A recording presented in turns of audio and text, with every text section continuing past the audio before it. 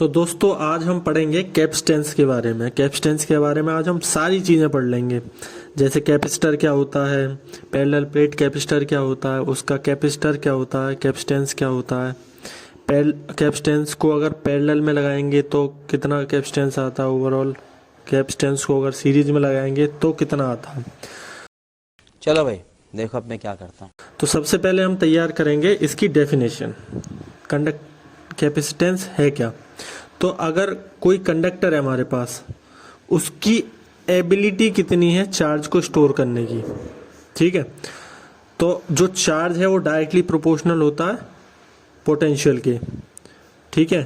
Proportionality sign हटेगा तो equal to आएगा और हमारा कैपेसिटेंस जो कि प्रोपोर्शनलिटी कांस्टेंट है यहाँ पर, तो कैपेसिटेंस इक्वल टू हो जाता है Q अपॉन V, ठीक है। तो कैपेसिटेंस की जो यूनिट होती है वो होती है SI unit coulomb per volt और फेराड, ठीक है। हम फेराड का यूज करेंगे।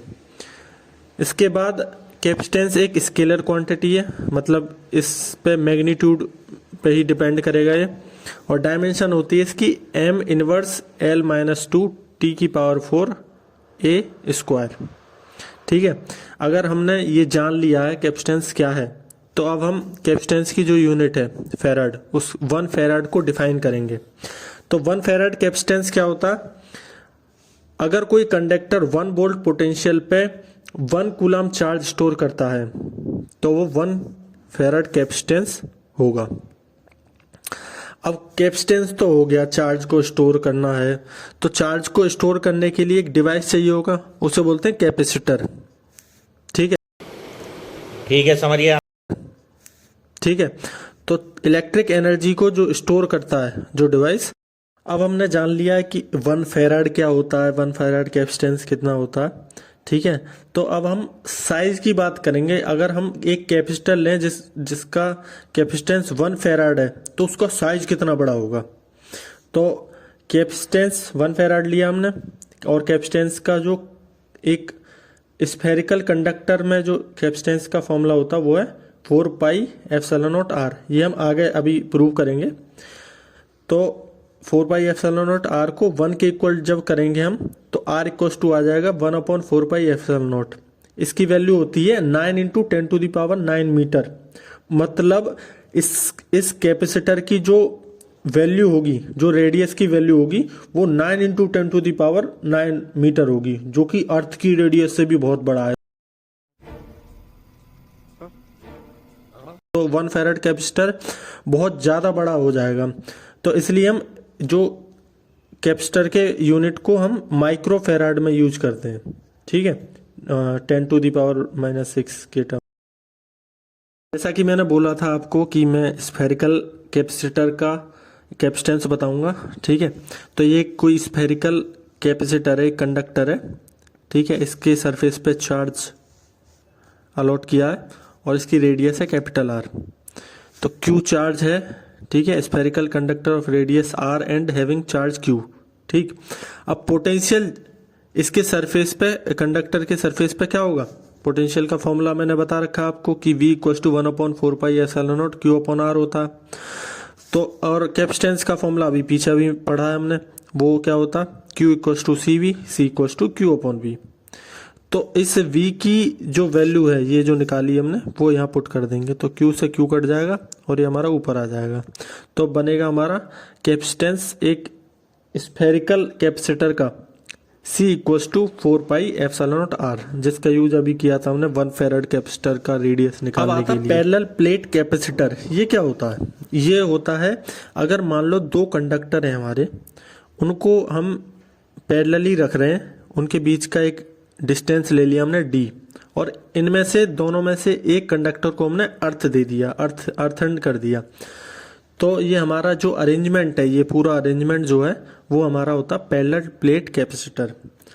अब हम निकालेंगे, तो एक हमने एरिया कंसीडर कर लिया इन प्लेट्स के कैपेसिटर का, ठीक है, और इन कैपेसिटर के प्लेट्स के बीच में डिस्टेंस है D, ठीक है।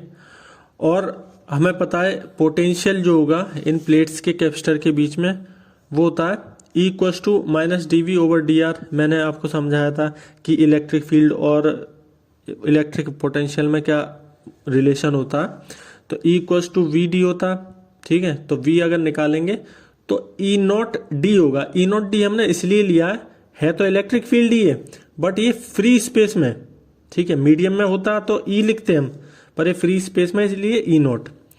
अब Q equals to C V हम जानते ही हैं, तो यहाँ पर इसमें V की वैल्यू पुट जब कर देंगे हम, तो ये हो जाएगा Q equals to C E naught d, ठीक है।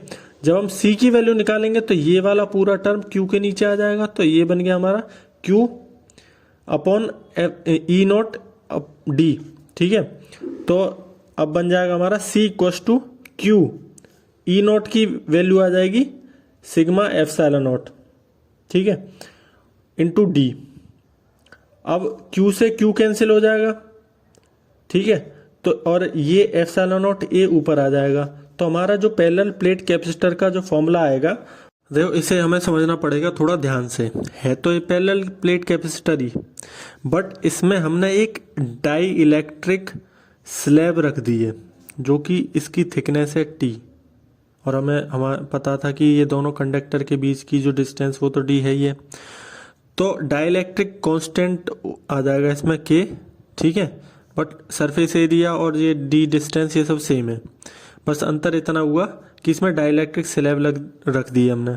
तो इस केस में जो पोटेंशियल होगा वो हो जाएगा E not D minus t plus E T, ठीक है।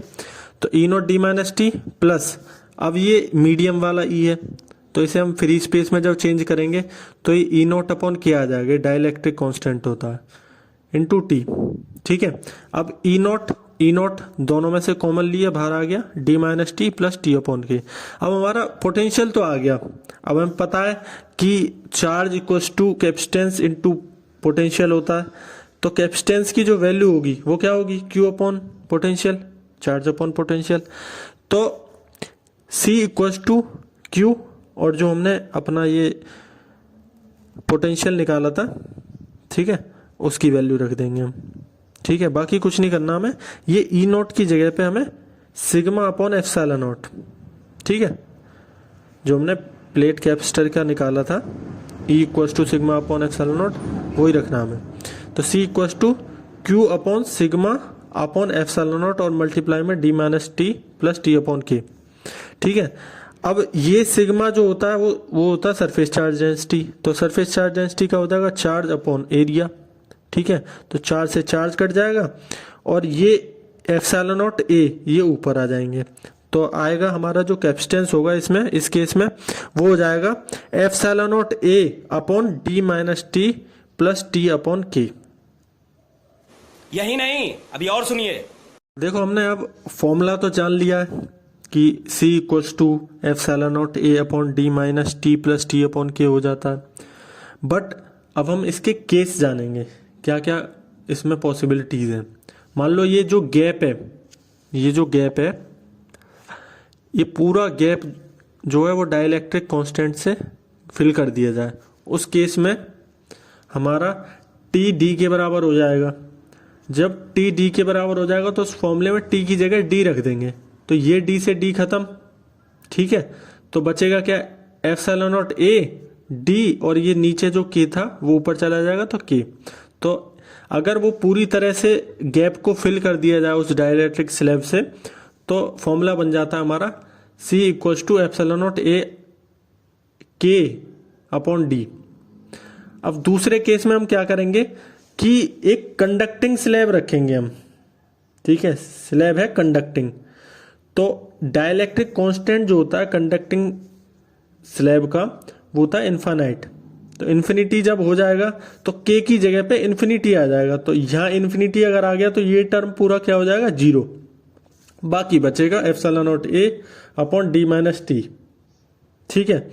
अब तीसरे केस में हमने क्या किया है कि गैप को कंप्लीटली फिल कर दिया डाइलेक्ट्रिक स्लैब से, तो जो फॉर्मूला था हमारा, हमने जो ऊपर पढ़ा था, ठीक है, ये फॉर्मूला तो ये रहेगा, बट इस केस में क्या है, स्लैब जो है वो कंडक्टिंग है, तो कंडक्टिंग स्लैब के लिए K की वैल्यू हो जाती है इन्फिनाइट। तो इन्फिनाइट की जब मल्टीप्लाई करेंगे इस पूरे टर्म में, तो कैपेसिटेंस भी इसका इनफाइनाइट हो जाएगा। हमने इतना कुछ सीख लिया कैपेसिटर्स के बारे में, कैपेसिटेंस के बारे में। अब थोड़ा सा और सीखना, बस क्या सीखना, ग्रुपिंग ऑफ कैपेसिटर्स। अगर कोई कैपेसिटर्स सीरीज में लगे हुए हैं, मान लो ये सीरीज में, जिसमें क्या होता है सीरीज में मतलब होता है कि चार्ज सेम जा रहा है पर पोटेंशियल अलग अलग है, ठीक है, और कैपेसिटेंस भी अलग अलग होगा। तो इस केस में क्या होता है कि जो टोटल पोटेंशियल होता है, पोटेंशियल वो होगा V1 plus V2 plus V3, इसे इक्वेशन 1 बोल देंगे। मान लो हमने पढ़ा है ये formula Q equals to CV, तो Q इक्वल्स टू CV1 इसके लिए, तो V1 की वैल्यू हो जाएगी Q अपॉन C1, इसी तरह से V2 की वैल्यू हो जाएगी Q अपॉन C2, इसी तरह से V3 की वैल्यू हो जाएगी Q अपॉन C3। तो जो हमने पहली इक्वेशन ली थी उसमें हम पुट करेंगे ये वैल्यूज V1, V2 और V3 की। तो V1 की जगह पे Q अपॉन C1, V2 की जगह पे Q अपॉन C2, V3 की जगह पे Q अपॉन C3। और हम मान लेते हैं कि इसका जो रिजल्टेंट कैपेसिटेंस है वो CS है। सीरीज के लिए हमने इसको सबस्क्रिप्ट में CS कर दिया, कोई दिक्कत नहीं है। तो ये जो कैपिटल V है इसकी वैल्यू हो जाएगी Q अपॉन CS, ठीक है। इस V की जगह पे भी पुट कर दो वैल्यू, तो पुट जब हमने वैल्यू करी तो Q upon CS equals to Q upon C1 plus Q upon C2 plus Q upon C3, ठीक है। ये सारे Q जो दिख रहे हैं वो कट जाएंगे, मान इसमें से कॉमन लिया तो ये Q इधर से कटा, इधर से कटा। तो हमारा जो सीरीज में जो कैपेसिटेंस आता है वो होता है 1 upon CS equals to 1 upon C1 plus 1 upon C2 plus 1 upon C3, ठीक है। जैसा कि हमारा रेजिस्टेंस आता है पैरेलल में, वैसा हमारा आता है कैपेसिटर्स सीरीज में। तो इस केस में क्या होगा कि जो रिजल्टेंट कैपेसिटेंस है वो स्मॉलर होगा, जो रिजल्टेंट वाला होगा वो स्मॉलेस्ट से भी स्मॉलर होगा। और पैरेलल के केस में क्या होगा कि ये जो कैपेसिटर्स हैं वो हम पैरेलली लगाएंगे एक दूसरे के, तो ये C1, C2, C3। अब पोटेंशियल सब में सेम है V, बट चार्ज अलग अलग फ्लो हो रहा, Q1, Q2, Q3, ठीक है। तो इनका जो कैपेसिटेंस है वो भी अलग अलग होगा, C1, C2, C3, ठीक।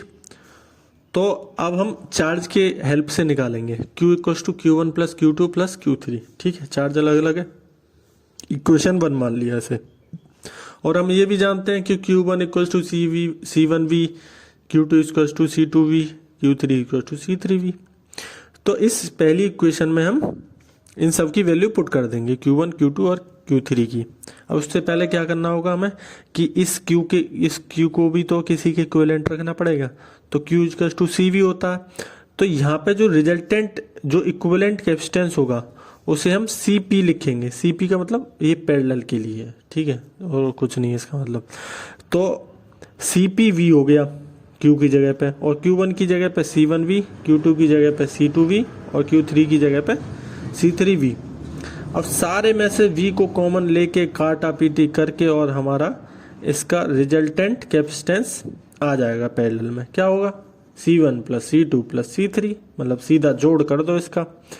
तो जैसा कि हमारा सीरीज में रेजिस्टेंस होता है उसी तरह से हमारा पैरेलल में कैपेसिटेंस का फॉर्मूला होता है, सीधा जोड़ दो। तो इस केस में क्या होगा, जो रिजल्टेंट कैपेसिटेंस होगा वो लार्जेस्ट वन से भी बड़ा होगा, क्योंकि सीधा सीधा सम किया जा रहा है, तो ये लार्जेस्ट वन भी होगा उससे भी बड़ा निकलेगा, ठीक। आपके लिए खुशी की बात यह है कि CBSE ने ये जो एनर्जी स्टोर्ड इन कैपेसिटर का एक बहुत बड़ा डेरिवेशन हुआ करता था उसे हटा के सीधा फॉर्मूला रख दिया सिलेबस में केवल। तो फॉर्मूला याद करना है और कुछ नहीं करना आपको। मैं नहीं मानता। तो एनर्जी का फॉर्मूला होता है हाफ CV² और इसके इक्वल्स टू में हाफ QV और इक्वल्स टू में हाफ Q²C। मतलब इन तीनों में से कोई सा फॉर्मूला यूज कर लो जरूरत के अनुसार। ठोक दीजिए महाकाल का ठोक दीजिए।